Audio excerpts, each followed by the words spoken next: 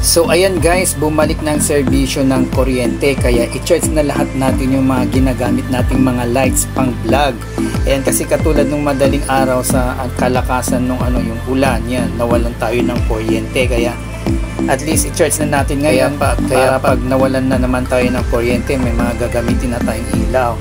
Ayan o, tulad nitong battery natin ito na AA, ayan o guys, ano na rin siya ngayon, USB na rin siya itong AA natin ngayon.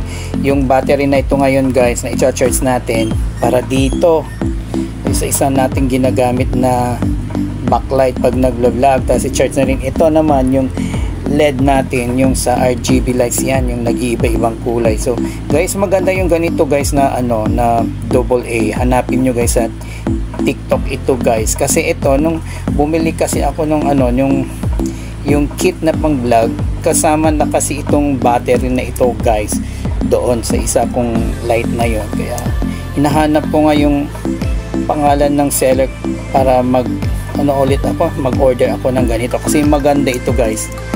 Matagal siyang malobat. Tingnan nyo ayan USB type na AA, ayan guys. So yun guys, pati ito i-charge na rin natin. Alam niyo naman siguro yung function na nito, ito sobrang liwanag nito guys. At ito naman yung bago nating mini flashlight, ayan. So ayan guys, i-charge na natin lahat. Pag may bagyo na naman na darating at mawalan tayo ng kuryente, ayan, naka-ready na tayo. So ito guys, isama na rin natin i-charge itong ating GoPro camera, kaya pag may bagyo ulit, at least ito waterproof. Ayan, i-cover na natin yung bagyo. Ayan guys, thank you so much for watching.